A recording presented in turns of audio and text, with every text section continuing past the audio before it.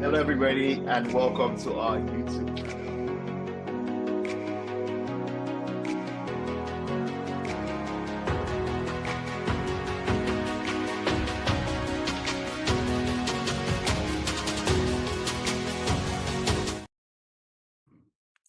Hello, everybody, and welcome to the Four Aside Parts. This is our YouTube channel where we bring you match day previews and reviews, match day reactions, football debates, and trending topics all across Europe top leagues, or should I say, all across the world of football. Today, our focus is the English Premier League, and it's the game between Everton and Chelsea. And this is the game that Chelsea needed to win um, just for them to be able to pivot their run on the quest for the Champions League this season. But eventually, they were battered by Everton. I have Ernie on the panel today to dissect this game. Um, Ernie, very quickly, what is going on at Chelsea Football Club? Thank you very much. I think at this point there's no one knows. I think the ownership, everything crumbled after we sacked or after we let Enzo go. So whatever made Enzo was not sacked, he resigned. So if Maresca left, it means there's something there that's fundamentally wrong as a club. There's something fundamentally wrong as a football institution. It's sad.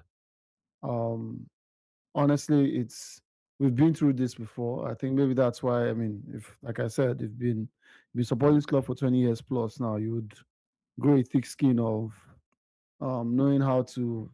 I honestly, we might not even make it into the conference league at this stage. So UCL is out of it. So now we even say, okay, can you try and make the conference league? Like Europa is out of it. Is out of it. So, but I don't. I I don't. mean, Chelsea fan around the world, they need to hear some optimism from you, Ernie. No, that's the thing. So it's not. We are not beat that way, right? I mean, I think that's something we share with Manchester United fans as well. It's an Arsenal thing to hope and know.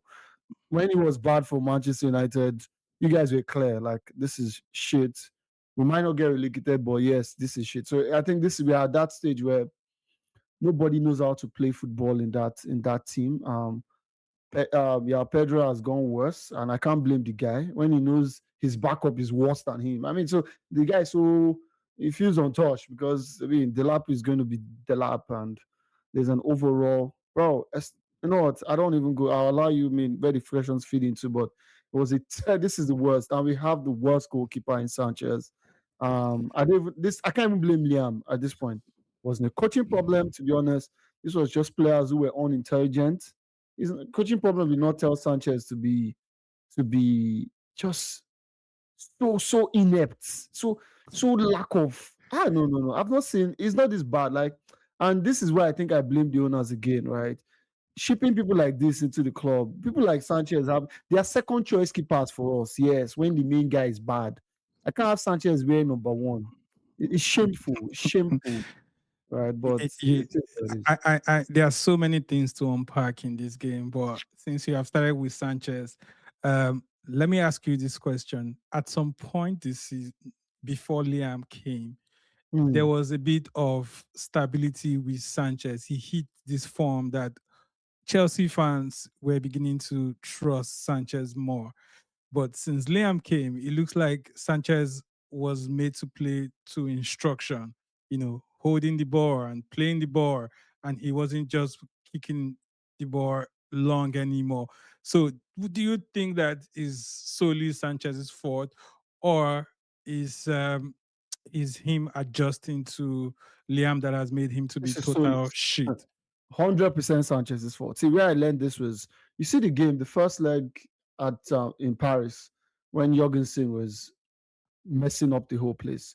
The next game, Sanchez was clearing the ball, so there was a clear like play to your strength.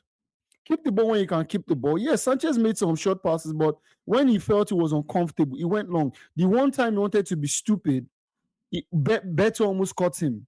right? Every other time the guy went long, but this is totally on Sanchez. Like, look at the first goal. You can't come out, you can't command the area. The second one, the ball went through him, and just you could see from his reaction, this guy can never get better. He's an average goalie, to be fair. He's a very good average goalkeeper. Very good average goalkeeper. But that's best. He can never be an high flying. It's not a Chelsea standard of a goalie, right? But Yeah. again, the club has got into. So this is not on Liam, it's fully on Sanchez as a person, as a professional. If I can even call him that. But I mean, now let's talk about Liam. The last time you were on this podcast, you were very critical about how Liam set up three at the back. You know, it looks like Liam Rosino listens to this podcast, and today he decided to switch to a four back line in Gusto Fofana, who I've heard so many Chelsea fans say is their best defender right now, but put up a horrible performance today. Hato and Cucurella. What could Liam have done differently coming into this game with the lineup? for the first time, that's why I mean I didn't start by blaming Liam. I started by blaming the club itself, right? If it gets to a situation where this is my current back, I mean, if you look at us play, you think maybe we have like 10 players injured. No, I only have Reese. like the only Reese and Trevor are the only senior players I have injured. Like, can you even fathom that? No, like, does it make sense? Liam, sorry, Reese and Trevor Chalobah are the only senior serious players. So this is not on Liam senior, right? He played what he had to play. I have a Gusto right back. By the way, Gusto, if you're hearing this, you can't excel as a footballer. Like Gusto has I don't like, and it vexes me the way it is composure. Like, I've done my job. It plays like a contract staff. I've done what I can do. I'm closing early and going home. Right? So again, I can't blame Liam in this one. This is purely on the players. So look, bro, Esteval came and played in 20 minutes. In less than 20 minutes, he did more than Pedro Neto has done all season. Take on players. That's all. Like, is that too much? So I can't blame Liam. This is the players they have. I blame the club for keeping us in this kind of situation where we had serious people to buy and we decided to buy. Our scouting is terrible. We don't know how to forecast players, and so this is not on Liam. He's off the hook for this one. This is totally on the players and the institution itself. But if you look at some of the decisions that Liam made in the second half, I think coming into the second half, Gusto had an injury, and then he had to make Caicedo go play right back. That's the only option we have. Who else is going to play? So Caicedo has played. So the natural thing is what Sobo does for Liverpool. I think is what a couple of clubs have that today, right? If you have a slightly pacey DM, there's no other right back except Achimpong. I think Achimpong, I don't know if he's fit or they're trying to also reserve Achimpong for the City game, right? So I don't think we had luxury of who to play there, to be fair. And it's an okay sub. My problem was, again, who took his space, right? Latvia is out. I don't know. Latvia is just not the Latvia we bought from Southampton. He's lost space. Santos comes in, makes a loose pass that results to the. It's just chaos, right? But I think, unfortunately for him, this is what he has to. And to be fair, in as much as there are some schoolboy errors with the tossing of paper and I just wish he doesn't make enough. My only problem with him is the talks, the pre-match, post-match talks. If you can just answer the questions and go home, I think I don't have any problem with him at this. For this game, is off the hook. This was totally on the players. But then, couldn't he have brought in Esteval instead of Garnacho? What was Garnacho's impact in this game? I mean, the truth is, you're not going to start you just get back from an hamstring injury, so you don't want to start someone who is off. Garnacho is the boy doesn't get injured. Like, I don't know what people did for. He's never injured. He's always available. Like, I've never seen a terrible dilemma before. The guy's he's never injured. He will be there. So I honestly, it's where we are at, right? So unfortunately, that's where we are at. And so unfortunately, before I come back to before you take us through more of the Chelsea squad, I want to highlight Beto, who is probably the man of the match for many people in this game.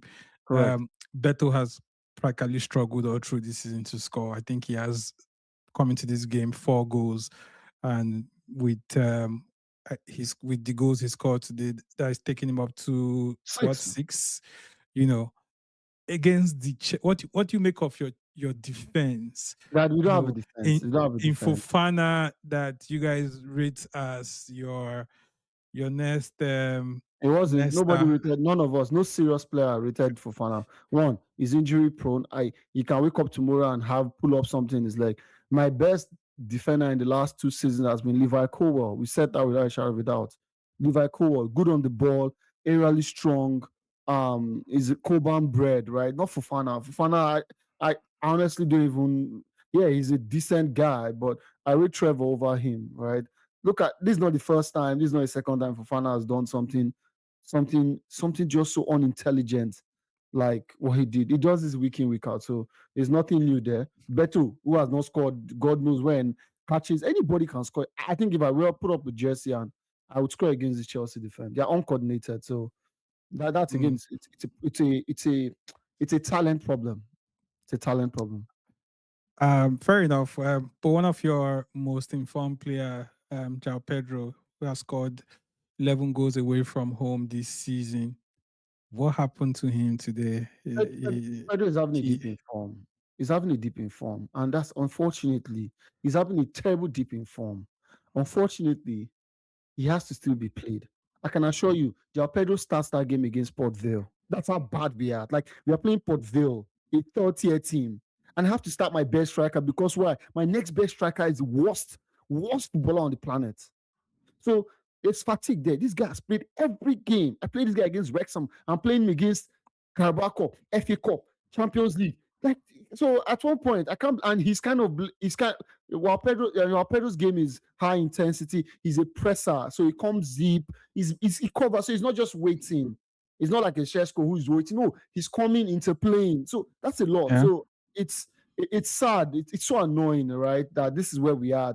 We only have one good striker. Last season, last season we're stuck with Jackson. This time again, we have a good guy, but he's the only person we can play. So again, if the club has to do something in summer, let's go back to the drawing board. No Champions League football, which is good. Play your decent Conference League, try and win it again, which is shameful of us. But again, the club has no shame. We'll still go and win it. But yeah, it is what it is.